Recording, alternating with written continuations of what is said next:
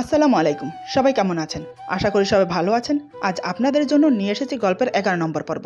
আশা করি গল্পটি আপনাদের ভালো লাগবে। তাহলে চলুন শুরু করা যাক। দীপার কথা শুনে আমি ভয় পেয়ে গেলাম, কারণ মাকে আমি খুব ভয় পাই। হঠাৎ আমি দীপার হাত ধরে বললাম, আরে বউ, আজ থেকে তুমি আমার বোন, তাও তুমি আম্মুকে কিছু বলো না, তাহলে কিন্তু আমাকে বাসা থেকে বের করে দেবে। আমার কথা শুনে দুজনেই চোখ বড় বড় করে আমার দিকে তাকিয়ে আছে। ওরা একে অপরের মুখের দিকে দেখতে লাগলো। ছুটকি বলে, তুই কি পাগল হয়ে গেছিস? বউকে বোন বলছিস? আমি বললাম, তুই চুপ কর। এখন আমার পকেটে একটা টাকাও নাই রে। যদি আম্মু ঘর থেকে বের করে দেয় আমি কোথায় যাবো রে? এদিকে দীপা আমার কাণ্ড দেখে হাসতে হাসতে গড়াগড়ি খাচ্ছে। দীপা মনে মনে বলে, এসব কি আমি সত্যি দেখছি নাকি স্বপ্ন দেখছি? এই মানুষটা কি সত্যি এত হাস্যকর? এটা কি সত্যি নাকি স্বপ্ন, কোনটা? আমার এই নেকা কান্না দেখে ছুটকি বলে, এই নে তোর টাকা, তাও এভাবে কান্না করিস না ভাই, তোর কান্না আমার সহ হয় না। আমি চট করে টাকাটা হাতে নিয়ে বললাম, হা হা হা, আমার টাকা আমি পেয়ে গেছি, হা হা হা। ছুটকি অবাক হয়ে বলে, বাটপার, চিটার, তুই আমার সাথে চিট করলি? তার মানে তুই এতক্ষণ ধরে অভিনয় করছিলি? তোকে তো আমি। কথাটা বলে ছুটকি আমাকে মারতে আসলো, কিন্তু আমি ওর হাতের নাগালের বাইরে চলে গেলাম। ছুটকি অনেক চেষ্টা করলো আমাকে ধরতে, কিন্তু পারলো না। ছুটকি আবার আমার পিছনে আসতে চাইলে দীপা ওর হাত ধরে ফেলে। দীপা বলে, আরে মন খারাপ করে কি হবে বলো তো? সুযোগের সদ্ব্যবহার করবে। এখন তো ওনার সাথে পারছো না, যখন সুযোগ পাবে তখন ইচ্ছে মতো পিটাবে। এখন আসো আমরা বাড়িটা ঘুরে দেখি। আমি বললাম, আমিও তোমাদের সাথে বাড়িটা ঘুরিয়ে দেখাই। আমি একা একা বসে থেকে কি করব? বোরিং লাগবে তো আমার। ছুটকি বলে, না তুই আসবি না। আমি বললাম, ওকে। তারপর ওরা দুজন যাচ্ছিল। ছুটকি আগে আগে, দীপা ছুটকির পিছে যাচ্ছে। আমিও দীপার পিছু নিলাম। আমি যতই না বলি না কেন, ঠিকই ওদের সাথে যাচ্ছি। আমি দীপার পিছু যেতে যেতে ওকে ডিস্টার্ব করছি। একবার চুল টেনে দিচ্ছি, একবার পেটে হাত বুলিয়ে দিচ্ছি, নয়তোবা ওর পিঠে চিমটি কেটে দিচ্ছি। এদিকে দীপার আমার আচরণে অসহ্য লাগছে। সে না পারছে সইতে, না পারছে আমাকে কিছু বলতে এখন, কারণ সামনে ছুটকি আছে তাই। তারপরও সে ফিসফিস করে বলে, এসব কি হচ্ছে? আপনি কি শুরু করেছেন? ছুটকি আছে এখানে, দেখলে কি ভাববে বলুন তো? আমি কি ছুটকিকে ডাকবো? আমিও ফিসফিস করে বললাম, এই তুমি এত আনরোমান্টিক কেন বলো তো? আমি যেটা করছি আমাকে করতে দাও। চুপচাপ ওর সাথে সাথে বাড়িটা ঘুরে দেখো। আমাকে আমার মতো মজা করতে দাও, নয়তো কিন্তু রাতে। দীপা বলে, উফ, ভালো লাগে না। আমি বললাম, ভালো না লাগলেও সহ করতে হবে। তারপরে দীপা কোনো কথা না বলে ছুটকির সাথে ঘুরে ঘুরে বাড়িটা দেখতে লাগলো। দীপা মনে মনে বলে, সত্যি বাড়িটা খুব সুন্দর, কিন্তু এই লোকটা আস্ত একটা খাচ্চর। আমাকে একটু শান্তি মতো ঘুরে ঘুরে বাড়িটা দেখতে দিল না। এত কেন জ্বালায়? হঠাৎ ছুটকির চোখে পড়লো আমাকে। ছুটকি বলে, কি রে, এখানে কি? আমরা বাড়ি ঘুরে ঘুরে দেখছি, আর তুই এখানে কি করছিস আমাদের পিছু পিছু? আমি বললাম, আমি তো তখন থেকেই এখানে, তুই হয়তো দেখতে পাসনি, তাই হয়তো এখন দেখেছিস। এখন তোরা বাড়ি ঘোরাঘুরি কর, আমি আমার মতো কাজ করি। দীপা আমার মতলব বুঝতে পেরে বলে, এই ছুটকি, তুমি আমার পিছু পিছু থাকবে আর আমি তোমার সামনে সামনে থাকবো। আমি বললাম, এটা কেমন কথা? তুমি তো এবারের কিছুই চেনো না, হঠাৎ করে কোন দিকে চলে যাবে তখন? দীপা বলে, দেখুন, আমি ছোট বাচ্চা না যে এই বাড়ি থেকে নিখোঁজ হয়ে যাব, তাই আপনি টেনশন না করে রুমে গিয়ে শুয়ে শুয়ে টিভি দেখতে পারেন, আর আমাকে আমার মতো থাকতে দিন। ছুটকি এতক্ষণে বুঝতে পারলো ব্যাপারটা। ছুটকি বলে, ও, বুঝতে পেরেছি, তার মানে ওই বদমাসটা এতক্ষণ তোমার পিছু পিছু এসে তোমাকে ডিস্টার্ব করছিল। তুমি আমাকে ডাকলে না কেন? তাহলে দেখতে মজা কাকে বলে। দাঁড়াও, আমি আম্মুকে এখন গিয়ে বলে দিচ্ছি, আমাদের শান্তি মতো ঘুরতে দিচ্ছে না। ছুটকির কথা শুনে আমি এক সেকেন্ডও দাঁড়ালাম না, দৌড়ে বাড়ির ভিতরে চলে গেলাম। আমার এই কাণ্ড দেখে ওরা হাসছে। তারপর ওরা পুরো বাড়ি ঘুরে ঘুরে দেখলো। দীপা মনে মনে বলে, কি সুন্দর একটা বাড়ি। আমার মতো গরিব ঘরের মেয়ের কপালে কি সারা জীবন এই সুখ থাকবে, নাকি দুই একদিনের মায়ায় জড়িয়ে আবার চলে যেতে হবে? কিন্তু চিন্তা একটাই, আমি কি এই বাড়ির সবার মনের মতো হতে পারবো? যদি হতে না পারি, তাহলে হয়তো আমাকে এই বাড়ির মায়া কাটিয়ে চলে যেতে হবে। যেহেতু এখন আমি এই বাড়িতে আসিনি, তাই এখন চলে গেলে কোনো সমস্যা হবে না। কিন্তু যখন এবারে সবার প্রতি মায়ায় পড়ে যাব, তখন তো তাড়িয়ে দিলে অনেক কষ্ট হবে। দীপাকে ভাবতে দেখে ছুটকি বলে, এই ভাবি, কি ভাবছো? এরকম আনমনে হাসছো কেন? একটু হলেই তো পড়ে যেতে। ছুটকির কথায় দীপা বাস্তবে ফেরে, সামনের দিকে তাকিয়ে দেখে সে একদম সুইমিং পুলের সামনে, এক পা এগোলে সোজা পানিতে। এমন সময় আমাকে আসতে দেখে। আমি এসে বললাম, দেরি হয়ে যাচ্ছে কিন্তু, আম্মু তোমাকে ডাকছে, খাবার রেডি। মনে হচ্ছে তুমি এখানে এসে সব ভুলে গেছো। দীপা আমার দিকে অবাক হয়ে তাকিয়ে আছে। সে বুঝতে পারছে না আমি কি বলতে চাইছি। দীপা আমার চোখের দিকে তাকিয়ে বুঝতে পারলো আমি ওকে কি বলতে চাইছি। তারপর সে না দাঁড়িয়ে তাড়াহুড়ো করে বাড়ির ভিতরে যেতে লাগলো। দীপাকে এভাবে ভাগতে দেখে ছুটকি বলে, আরে ভাবি, কি এমন হয়েছে যার জন্য এত তাড়াহুড়ো করে চলে যাচ্ছ? পড়ে যাবে তো। ভাইয়া, তুই তোর বউটাকে সামলাতে পারিস তো নাকি? আমি বললাম, চুপ কর, ও বাচ্চা মেয়ে না যে পড়ে যাবে। দীপা বুঝতে পারলো ওর কথা ওকে ফিরিয়ে দিচ্ছি। দীপা আমার দিকে তাকিয়ে মনে মনে বলে, তার মানে উনি আমার কথা আমাকে শোধ দিচ্ছে, তাই তো? আমিও দেখে নেব বাছাধন কত দূর যেতে পারো। দীপা ড্রয়িং রুমে এসে দেখে মা খাবার টেবিলে বসে আছে। সে বুঝতে পারে আমাদের জন্য অপেক্ষা করছে। দীপা এগিয়ে গিয়ে বলে, আরে মা, আমাদের জন্য অপেক্ষা করার কি আছে? আরো আগে ডাকলেই পারতেন। মা বলে, আরে পাগলি মেয়ে, ওসব কিছু না, এখন চুপচাপ বসে পড়। দীপা বলে, না, আপনারা বসুন, আমি খাবার সবাইকে বেড়ে দিচ্ছি। চুটকি বলে, এটা হয় না, তুমি আমাদের বাসায় নতুন মেহমান। যেহেতু তুমি পার্মানেন্টলি এই বাসায় আসোনি, তাই তুমি এখন মেহমান। যখন পার্মানেন্টলি আসবে তখন দেখব কত করতে পারো। এখন আমি খাবার বেড়ে দিচ্ছি, তুমি বসো আর চুপচাপ খেয়ে নাও। দীপা আর কিছু না বলে চুপচাপ একটা চেয়ার টেনে বসে পড়ে। আমি তার অপোজিট পাশের চেয়ারে বসেছি। দীপা মাত্র খাওয়া শুরু করেছে, এরই মধ্যে আমি পা দিয়ে ওর পায়ের উপর রেখে ঘষতে থাকি, ওর আঙ্গুলের ফাঁকে আঙ্গুল গলিয়ে টানতে থাকি। এদিকে দীপার খুব অসহ্য লাগছে। খাবার খেতে বসে যে এমন করব আমি, সেটা সে বুঝতে পারেনি। দীপা মনে মনে ভাবছে, ওনাকে মাথায় তুলে সুন্দরভাবে একটা আছাড় দিয়ে কোমরটা ভেঙে দিতে পারতাম, তাহলে মনে একটু শান্তি পেতাম। কিন্তু দুঃখের বিষয়, এটা করতে গেলে আমার সমস্যা হবে। একই তো শক্তি নেই, আবার যদি কোমর ভেঙে যায় তাহলে আমাকেই সেবা করতে হবে। দূর, ভাল লাগে না। দীপা চোখের ইশারায় বলে, এসব কি হচ্ছে? আমিও ঠিক চোখের ইশারায় বুঝিয়ে দিলাম, কই কিছু না তো। দীপার খুব রাগ হচ্ছে, ইচ্ছে করছে খাবার টেবিল থেকে উঠে যায়, কিন্তু সবার সামনে সেটা করতে পারছে না। দীপা আবার মনে মনে বলে, তখন থেকে জ্বালাচ্ছে, এখন আবার জ্বালানো শুরু করেছে। খেতে বসেও শান্তি নেই। তারপর কোনো রকম খাওয়া শেষ করে তাড়াহুড়ো করে চেয়ার থেকে উঠে পড়ল, কারণ আমি এমন করছি দেখে। দীপাকে তাড়াতাড়ি উঠতে দেখে মা বলে, কিরে মা, কি হয়েছে? এরকম তাড়াহুড়ো করছিস কেন? দীপা ভুল করে মুখ ফুসকে বলে ফেলে, তেমন কিছু না, একটা বিড়াল। কথাটা বলে জিভে কামড় দিয়ে দাঁড়িয়ে পড়ে। মা বলে, আরে মা, আমাদের বাড়িতে বিড়াল নেই, তাহলে খাবার টেবিলের নিচে বিড়াল আসবে কিভাবে? দীপা আমার দিকে তাকিয়ে দেখে আমি রাগিত চোখ নিয়ে ওর দিকে তাকিয়ে আছি। আমি ওকে এটাই বোঝাতে চাইছি আমাকে যেন বিড়াল না বলে। দীপা আমার দিকে তাকিয়ে বলে, মা তাহলে এটা কি হবে, বিড়াল না হলে? ছুটকি বলে, ওটা ছোটবেলা থেকে অনেক বড় বিড়াল, তাই একটু ডিস্টার্ব করবেই, সেটা তোমাকে মেনে নিতে হবে। কথাটা বলে ছুটকি মুখ টিপে টিপে হাসছে। তার মানে ছুটকি বুঝে গেছে সবকিছু। আমার প্রচুর রাগ হতে লাগলো দীপার প্রতি, তবে মায়ের সামনে কিছু বলতে পারছি না। মা বলে, কি রে, কি বলছিস তোরা এসব? আমি তো কিছুই বুঝতে পারছি না। ছুটকি বলে, আম্মু তোমাকে কিছু বুঝতে হবে না, খাওয়াটা শেষ করো। মা বলে, তোরাও না, কখন কি বলিস সবকিছু আমার মাথার উপর দিয়ে চলে যায়, কিছুই বুঝতে পারছি না। তারপর সবাই খাওয়া দাওয়া করে যার যার রুমে চলে গেল। এদিকে দীপা ভাবছে, আরে সবাই সবার রুমে চলে গেল, তাহলে আমি কোথায় যাব? এমন সময় আমি এসে হঠাৎ ওর হাত ধরে টানতে টানতে উপরের দিকে নিয়ে যেতে লাগলাম। দীপা বুঝতে পারলো আমি ওকে আমার রুমে নিয়ে যাচ্ছি। দীপা বলে, আরে আস্তে, এত তাড়াহুড়ো করার কি আছে? ব্যথা পাচ্ছি তো হাতে, একটু আস্তে ধরুন। আমি ওর কোনো কথা না শুনে টানতে টানতে রুমে নিয়ে এলাম। দীপা বুঝতে পারলো আমি রেগে আছি, কারণ আজও আমাকে জায়গায় জায়গায় অপমান করেছে।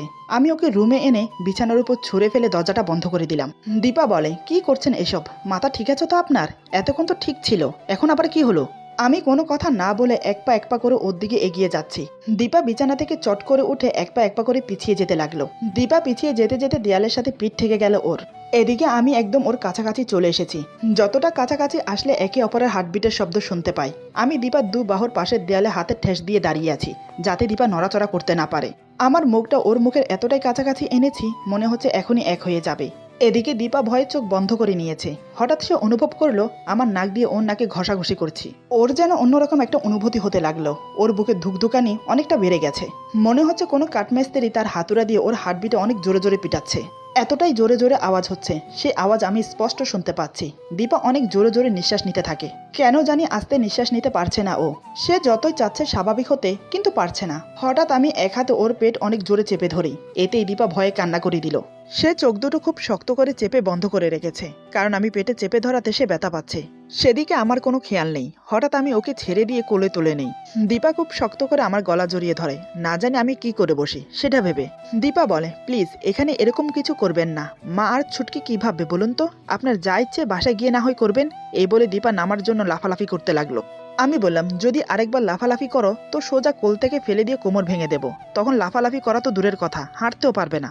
দীপা বলে, এই না না, এসব কিছু করবেন না প্লিজ, এরকম কিছু করবেন না এখানে। আমার এখন এসব করার কোনো ইচ্ছে নেই, বোঝার চেষ্টা করুন, আপনি একটু শান্ত হয়ে বসুন। আমি বললাম, তুমি তো আমাকে শান্তিতে থাকতে দিচ্ছ না। এত কিউট কেন তুমি? এত কিউট কেন? তোমাকে দেখলে তোমার উপর আলাদা একটা অনুভূতি জাগে কেন? তুমি এত সুন্দর কেন বলো তো আমাকে? দীপা বলে, উফ, সেটা আমি কিভাবে বলবো আমি এত সুন্দর কেন? যদি আমার সুন্দরের উপর আপনার হিংসা হয় তাহলে আমার মুখে কালি মেখে দিন। আমি বললাম, এখন চুপচাপ থাকো, আমরা এখন রোমাঞ্চ করব, তারপর গোসল করে বাসায় চলে যাব। দীপা বলে, আমার এখন গোসল করার কোনো ইচ্ছে নেই। আমি বললাম, তাহলে আর কি, তুমি করো না গোসল, কিন্তু আমি করব, তাই আমাকে আমার কাজ করতে দাও। আর তুমি চুপচাপ শুয়ে থাকো। কথাটা আমি ওকে চোখ মেরে বললাম। এদিকে দীপার অসহ্য লাগছে, কিন্তু আবার ভালোও লাগছে আমার এরকম ভালোবাসা দেখে। দীপা বলে, এই না না, একদম না, এসব কিচ্ছু করবেন না। আমার গোসল করতে এখন ভালো লাগছে না, পরে গোসল করব। ওর কথা মনে হয় আমার কান অবধি পৌঁছেছে কিনা সেটাই সে বুঝতে পারছে না।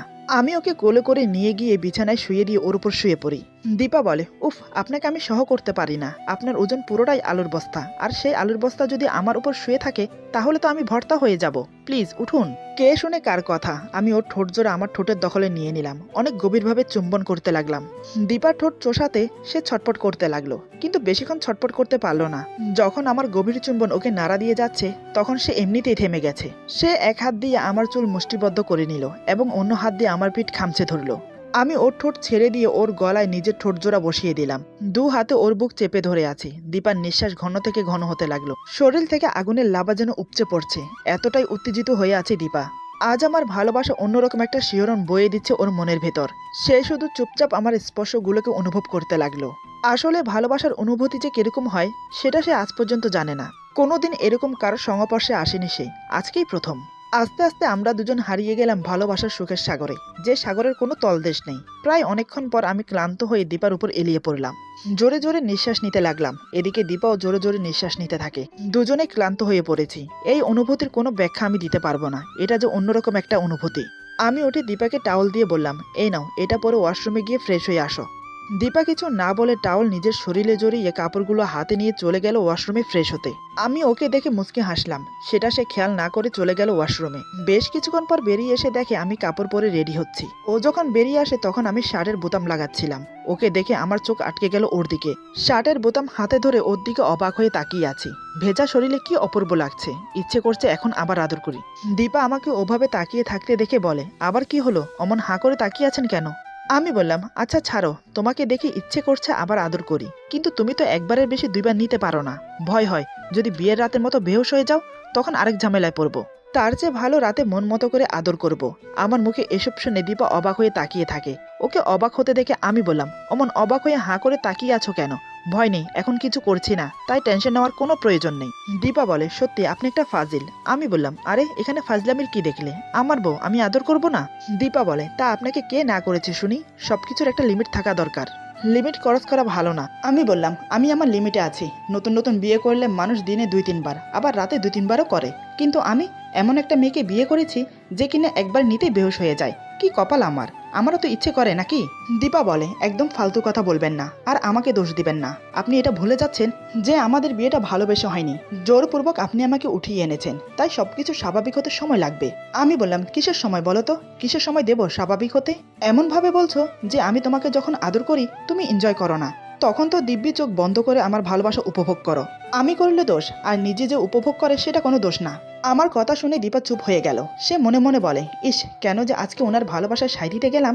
দীপা আর কোনো কথা বাড়ায় না, কারণ সে জানে হয়তো আবার বেশি কিছু বলে ফেললে কপালে দুর্গতি নেমে আসবে আবার। এরপর মা আর ছুটকি থেকে বিদায় নিয়ে দীপাকে নিয়ে বেরিয়ে পড়লাম। এদিকে দীপা গাড়িতে বসে উসখুস করছে কিছু বলার জন্য, কিন্তু আমি সেদিকে ধ্যান না দিয়ে চুপচাপ গাড়ি চালাতে লাগলাম। কালকে রাতের কথা আমি ভুলে যাইনি, এতক্ষণ ওর সাথে ভালো ব্যবহার করেছি দুটো কারণে।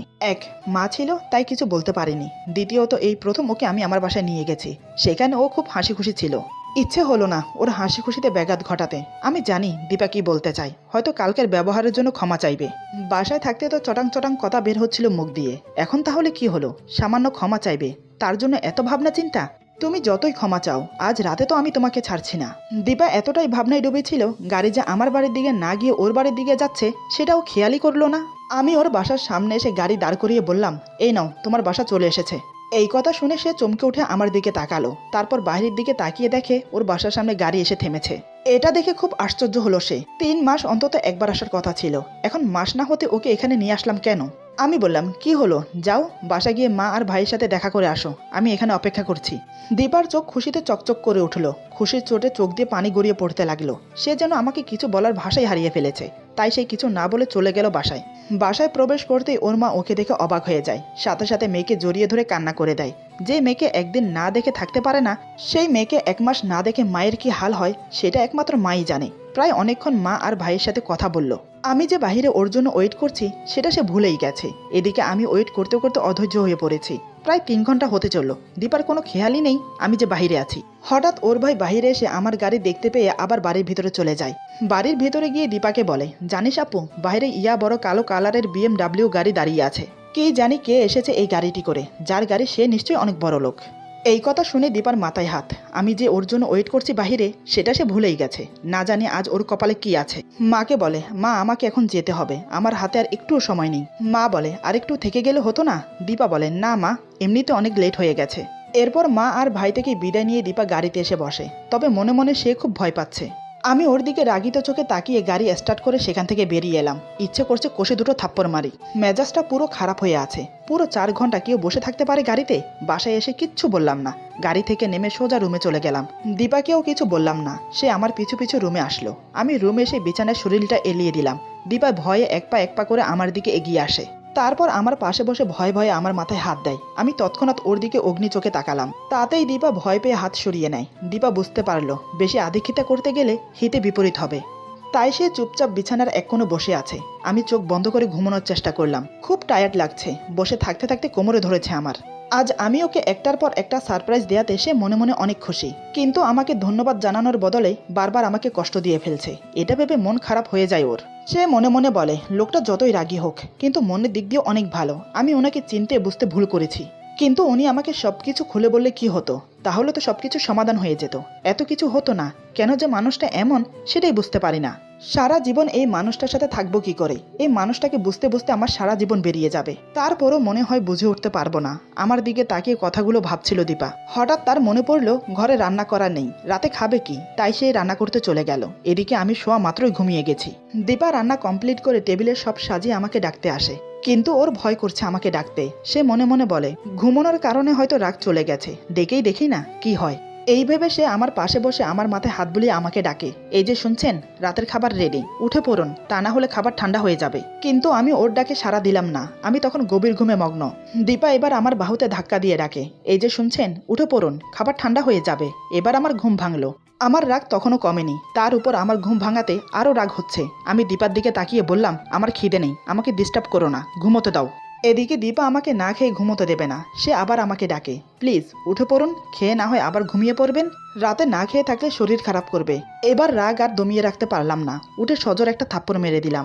থাপ্পড় খেয়ে দীপা ছিটকে মেঝেতে পড়ে যায়। সে গালে হাত দিয়ে আমার দিকে তাকিয়ে থাকে। আমি বললাম, তোর সাহস কি করে হয় আমাকে ডাকার? তুই যখন দেখছিস আমি ঘুমোচ্ছি তাহলে ডাকলি কেন? এমনিতেও কাল রাত থেকে এখন পর্যন্ত আমার মাথাটা খারাপ করে রেখেছিস। আমি নিজের রাগটাকে দমন করে রেখেছি চুপ থেকে। আমি চাইছি না আমার রাগটা বেরিয়ে আসুক। একবার বললাম না যে আমার খিদে নেই, আমি খাবো না, সেই কথা কি কানে যায়নি? কাল রাতে কতগুলো বাজে কথা বলে আমাকে অপমান করেছিস, আমি তোকে কিচ্ছু বলিনি। আজ বাসাতেও মা আর বোনের সামনে আমাকে হেয় করেছিস, তারপর আমি চুপ করেছিলাম, তোকে কিছু বলিনি। তোর বাসার সামনে 4 ঘন্টা গাড়িতে বসিয়ে অপেক্ষা করিয়েছিস, তারপরও তোকে কিছু বলিনি। যাও একটু মনে অশান্তি নিয়ে ঘুমাচ্ছিলাম, সেটাও তোর কাছে ভালো লাগছে না। আচ্ছা তুই একটু বলতো, তুই কি চাস? দীপা মেঝেতে বসে গালে হাত দিয়ে আমার দিকে তাকিয়ে আছে, চোখ দিয়ে অঝরে জল পড়ছে। কি উত্তর দেবে ভেবে পাচ্ছে না। আমি যে এমনটা করবো সে ভাবতে পারিনি, কিন্তু এভাবে বসে থাকলেও তো চলবে না, ওকে যে উত্তর দিতে হবে। আমি বললাম, কি রে কথা বলছিস না কেন? বাসায় তো মুখ দিয়ে খই ফুটছিল, এখন মুখ দিয়ে কথা বের হচ্ছে না কেন? আমার কথা শেষ না হতে হঠাৎ দীপা যা করলো তা দেখে আমি আমার মুখের ভাষা হারিয়ে ফেলেছি। নিমেষে আমার রাগ পড়ে গেল। মেয়েটা যে এমন করবে আমি ভাবতে পারিনি। এরপর যা হলো। আজকের গল্প এখানে সমাপ্ত। গল্পের বাকি অংশ পেয়ে যাবেন আগামী পর্বে। আশা করি গল্পটা আপনাদের ভালো লাগবে। যদি ভালো লাগে তাহলে লাইক, কমেন্ট এবং সাবস্ক্রাইব করে আমাদের পাশে থাকুন। পাশে থাকা বেল আইকন প্রেস করে দেবেন, তাহলে আমাদের নিত্য নতুন ভিডিও আপনাদের কাছে পৌঁছে যাবে। সবাই ভালো থাকবেন, সুস্থ থাকবেন আর বন্ধুদের সাথে বেশি বেশি করে শেয়ার করবেন। আল্লাহ হাফেজ।